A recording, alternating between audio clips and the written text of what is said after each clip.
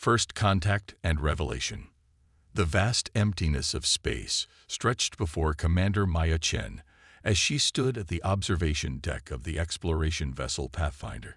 Humanity's most ambitious deep space mission to date had taken them farther than any human had ventured before, beyond the Kuiper Belt, into the uncharted darkness that lay between solar systems. Maya's eyes reflected the distant stars as she contemplated their 3-year journey. "Commander, you need to see this." The voice of Dr. Elias Reed, the Pathfinder's chief xenobiologist, broke through her thoughts. His normally composed demeanor had given way to barely contained excitement. Maya followed him to the science lab, where holographic displays showed waveform patterns that pulsed with mathematical precision. "We detected it about an hour ago," Elias explained, his fingers dancing across the control panel. "It's definitely artificial, definitely not human, and definitely directed at us." Maya studied the pattern. After decades of searching the cosmos for signs of intelligent life, humanity might have finally found what they were looking for, or rather, what had found them. "Have you run it through the translation matrix?" she asked. "Yes, it's still processing, but preliminary results suggest it's not just a signal, it's an invitation." Within 12 hours, the translation was complete. The message contained navigational coordinates and a simple greeting in multiple mathematical formats. After consulting with Earth Command, Maya made the decision that would alter the course of human history. They would follow the signal to its source. The Pathfinder's experimental quantum drive engaged, folding space in ways that still made Maya's head spin despite her years of training. When they emerged from the quantum corridor, they found themselves in orbit around a planet unlike any they had encountered.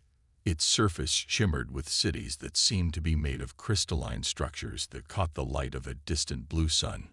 Before they could begin standard first contact protocols, their communication system activated on its own. A figure appeared on the main view screen, humanoid, but clearly alien. Its skin had a translucent quality that shifted colors like the surface of a soap bubble, and its eyes were large, multifaceted organs that reminded Maya of insect eyes, yet held an unmistakable intelligence.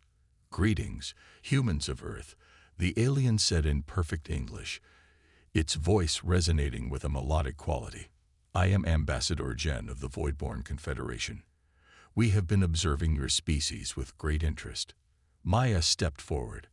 "I am Commander Maya Chen of the Earth vessel Pathfinder. We come in peace and hope to establish friendly relations." Zhen's colors shifted to a warm gold. "Your response is as expected, yet the neural patterns that produced it are fascinatingly unpredictable. This is why we have broken our observation protocols to contact you directly." Within hours, Maya and a small delegation were aboard the Voidborn vessel, a ship that dwarfed the Pathfinder and operated on principles that defied human understanding. The interior spaces seemed to reconfigure themselves based on the occupants' needs, and gravity adjusted automatically for optimal comfort. The Voidborn Confederation consists of 16 species across 22 star systems, Ambassador Jen explained as they moved through corridors that seemed to be alive with light and energy. "We have existed in peaceful cooperation for what you would measure as 12,000 Earth years. And you've known about us all this time?" Maya asked, trying to control her astonishment. "We monitor all developing intelligent species. Most follow predictable paths of evolution and technological development. Your species, however," Jen paused, its colors deepening to a thoughtful blue. "Humans are unique in ways that both intrigue and concern us." They entered what appeared to be a command center, where another Voidborn approached. This one had a more crystalline appearance, with geometric patterns etching its surface. "I am Sentinel Rix," it introduced itself. "I have devoted my existence to understanding human cognition." Rix activated a holographic display showing comparative brain scans, human alongside several alien species. "Your neural architecture is unlike anything we've encountered in 12 millennia of exploration," Rix explained. "You make intuitive leaps that defy logical prediction. You create art with no evolutionary purpose. You imagine scenarios that do not exist, then bring them into reality. Dr. Reed leaned forward, fascinated. Is this unusual among intelligent species? Profoundly, Rix replied. Most species, including our own, develop intelligence as an extension of logical problem-solving. Your intelligence emerged from a chaotic blend of emotion, abstraction, and pattern recognition that shouldn't function together, yet somehow produces remarkable results. Ambassador Jen stepped forward. Its color's now a deep violet. This is why we have initiated contact now. We need your unique cognitive abilities. The holographic display shifted to show a massive dark shape moving through space, consuming everything in its path. Stars disappeared as it passed. Planets crumbled to dust. We call it the cosmic eradicator, Jen said gravely. It is not a species but a self-replicating consciousness designed as a weapon by an ancient civilization that destroyed itself. It exists only to consume and expand. It has already destroyed 4 star systems in the past 2 centuries. And you think we can help? Maya asked incredulously. Your technology is millennia beyond ours. Technology is not what we need from you, Commander, Rix interjected. We need how you think. The Eradicator operates on perfect logical algorithms. It can predict our strategies because we think in patterns it understands. But humans are gloriously unpredictable. In the days that followed, as the Pathfinder returned to Earth with their void-born visitors, humanity reeled from these revelations. The United Earth Council convened emergency sessions as scientists, military leaders, and politicians struggled to process not only that they weren't alone in the universe, but that they were special in ways they had never imagined. The Voidborn shared technological insights that advanced human science by decades overnight. Gravity manipulation, energy generation that made fusion look primitive, faster than light communication. In return, humans shared their art, music, literature, and philosophy. Things the aliens valued more than any technology. Sentinel Rix spent hours studying human children playing, fascinated by their capacity for imagination. Your offspring engage in simulations with no practical application, it observed to Maya one evening as they watched children in a park near the United Earth headquarters. We call it play, Maya explained. It helps develop creativity and social skills. It helps them think like humans, Rix corrected. And that is what we need now more than ever. The urgent news came 3 months after first contact. The cosmic eradicator had changed course. It was now heading directly toward the Sol system. Our analysis suggests it has detected the unique neural signatures of humanity and perceives you as a threat. Ambassador Jen informed the United Earth Council. It will reach your system within 6 Earth months. Admiral Kazuo Takeda, Earth's highest-ranking military officer, leaned forward. What defenses can we mount? What are its weaknesses? Conventional weapons are ineffective against its distributed consciousness, Jen replied. But we have begun integrating human cognitive patterns into our strategic systems. We believe that with human minds working in concert with our technology, we can create battle strategies the Eradicator cannot anticipate. Thus began humanity's crash course in interstellar warfare. The Voidborn provided the technology. Humans provided the creativity to use it in ways the aliens had never considered. Simulators were built where humans could practice controlling Voidborn ships through neural interfaces that responded directly to their thoughts. Maya was assigned to lead what became known as the Human Strategic Command. She recruited not just military tacticians, but chess grandmasters, video game designers, improvisational artists, and even children with their unbounded imagination. The key, she explained to her diverse team, is to be unpredictable without being random. We need strategies that make sense to us, but will seem chaotic to the Eradicator. As the months passed, humanity prepared. Voidborn ships arrived in the Sol system, forming a defensive perimeter. Millions of humans connected to training simulators, learning to control alien technology with their minds. Scientists worked day and night to understand the Eradicator and find weaknesses in its seemingly perfect defenses. Through it all, Maya couldn't shake the feeling that this was somehow meant to be, that humanity's chaotic, creative intelligence had evolved precisely for this moment, to face an enemy that pure logic could not defeat. The call came earlier than expected. The Eradicator had accelerated and would reach Saturn's orbit within 48 hours. As Maya boarded the Void-born flagship alongside her team of human strategists, she took one last look at the blue marble of Earth, home to the most unpredictable species in known space, now facing its greatest test. Ready to show the galaxy what humans are made of? She asked her team. Their determined faces told her everything she needed to know. The battle for everything was about to begin. The battle for existence. The Void-born flagship Celestial Harmony hung in space near Saturn's rings, a gleaming testament to alien engineering. Inside the Neural Command Center, Commander Maya Chen sat surrounded by her team of human strategists, each connected to the ship's systems through interfaces that transformed their thoughts into actions. "Contact in 30 minutes, announced Lieutenant Riya Patel, her hand steady on the neural controls despite the tension that filled the air. Maya nodded, reviewing the battle plan one final time. They had trained for months, but nothing could truly prepare them for facing an entity that had devoured entire civilizations. Ambassador Jen and Sentinel Rix entered the command center, their crystalline forms pulsing with colors that Maya had learned indicated concern. "The Confederation fleet is in position," Jen reported. 17 vessels surrounding Saturn, with another 23 spread throughout the system as secondary defense. "And Earth?" Maya asked. "Protected by our most advanced shield technology," Rix assured her. "But if the Eradicator breaches our frontline defense?" The unspoken conclusion hung in the air. If they failed here, Earth would fall. The Eradicator arrived exactly as predicted, a massive, shapeless darkness that seemed to absorb light rather than reflect it. It stretched across space like a living shadow, multiple tendrils reaching outward as it approached.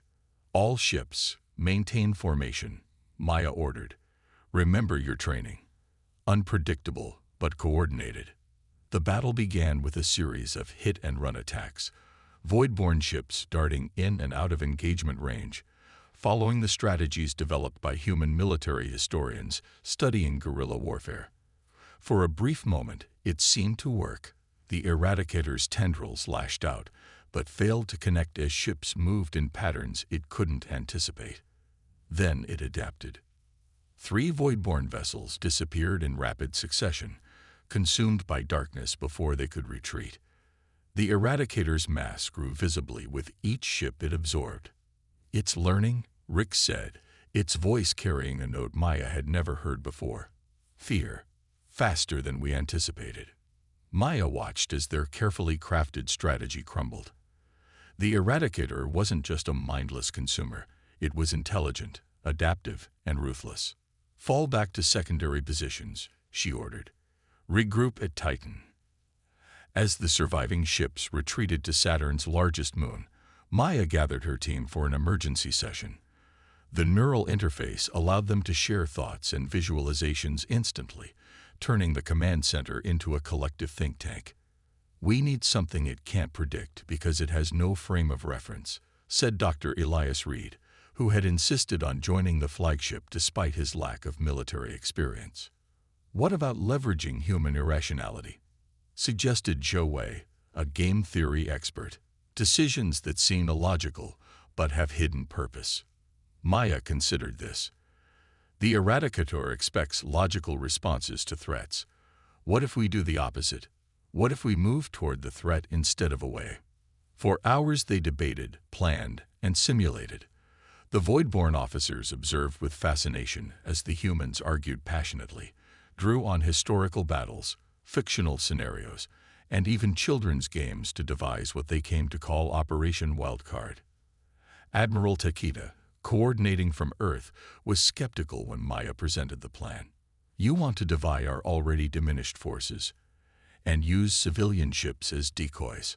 The civilian ships will be unmanned, controlled remotely," Maya explained.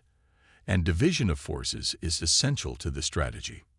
It seems Chaotic, Ambassador Jen commented. Maya smiled. Exactly. That's the point. Operation Wildcard commenced 12 hours later as the Eradicator approached Titan. Instead of forming a defensive perimeter, the remaining ships scattered in all directions. Some charged directly at the entity, others appeared to flee randomly, while still others performed complex maneuvers that served no apparent tactical purpose. Simultaneously, thousands of small, unmanned craft launched from hidden positions, each emitting energy signatures mimicking those of the Voidborn capital ships. The space around Saturn became a bewildering maze of movement and false signatures. The Eradicator paused, the first time it had shown any hesitation since entering the system. It's confused, Rix observed, wonder in its voice. It cannot determine which targets are real and which are diversions. Now for Phase 2, Maya said. Through the neural network, she sent a series of commands that no tactical computer would have generated. Ships that had been fleeing suddenly turned to attack. Vessels that seemed to be on suicide runs abruptly changed course to protect seemingly insignificant points in space. The pattern, if it could be called that, constantly shifted, guided by the collective intuition of human minds. Maya, promoted to admiral for her role in the victory, oversaw the formation of the Galactic Cooperative Initiative, an organization dedicated to combining the technological prowess of ancient species with the creative thinking of humanity. What you've done goes beyond saving your own world, Ambassador Jen told her during the formal signing ceremony. You've changed how every sentient species views intelligence itself. We just did what humans have always done, Maya replied. Faced the impossible and refused to accept it. We found its weakness, Maya realized aloud. It can't process true randomness. It needs patterns to predict and counter. But the advantage was short-lived.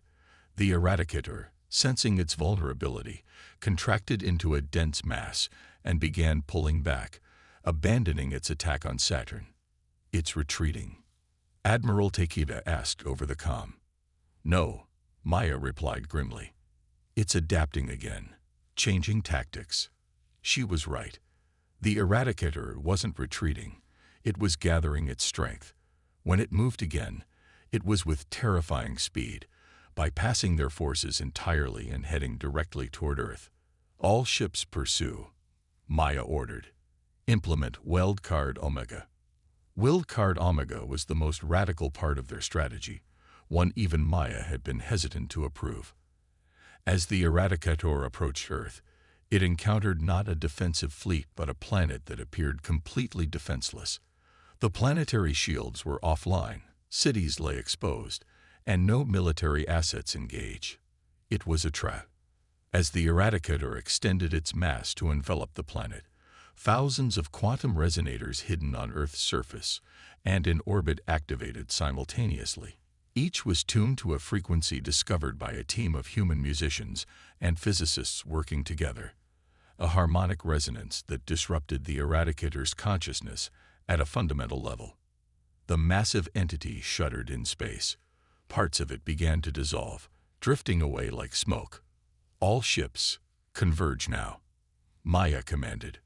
The remaining Voidborn vessels, equipped with weapons modified according to human specifications, attacked from all directions. Their energy beams, once ineffective, now tore through the Eradicator's weakened structure. On the neural command network, Maya felt the collective focus of her team intensify. Human minds, working in perfect synchronization, yet each contributing their unique perspective, guided the attack with a blend of precision and creativity that no artificial intelligence could match. The Eradicator fought back desperately, its tactics becoming increasingly erratic as more of its mass was destroyed. A tendril of darkness lashed out at the celestial harmony, breaching its outer defenses. Hull breach on decks 3 through 7, reported Lieutenant Pottle. Neural network compromised. Maya felt the connection with some of her team members flicker and fade as the Eradicator's influence corrupted the system. She made a split-second decision. Divert all power to the primary resonator array, she ordered. Every ship, fire at these coordinates. The coordinates she sent marked what human intuition had identified as the Eradicator's core, a vulnerability no scanning system had detected, but that human pattern recognition had sensed from observing its movements. Every remaining ship fired simultaneously, their beams converging on a single point within the Eradicator's mass. For a moment, nothing happened. Then, like a star-going supernova, the entity exploded outward. Waves of dark energy rippled through space, dissipating into nothingness. Where the cosmic Eradicator had been, only scattered particles remained, drifting harmlessly away. Silence fell over the neural command center. Then, slowly, cheers erupted as the realization dawned. They had won. Humanity had faced its greatest threat and emerged victorious. In the months that followed, the galaxy changed irrevocably. News of humanity's triumph spread throughout the Voidborn Confederation and beyond. Species that had existed in isolation for millennia now reached out, eager to learn from the humans who had accomplished what none thought possible. The United Earth Council, once focused solely on terrestrial matters, found itself at the center of a new galactic community. Earth became a hub of interspecies cooperation, with alien embassies established in major cities worldwide. As she looked out at the assembled representatives from dozens of worlds, Maya reflected on humanity's journey. In less than a year, they had gone from believing they were alone in the universe to becoming a critical part of a vast galactic community. The stars that had once seemed so distant now represented possibilities without end. Humanity had unleashed its true power, not technological dominance or military might, but the unique cognitive abilities that had evolved on a small blue planet orbiting an ordinary star. And the galaxy would never be the same.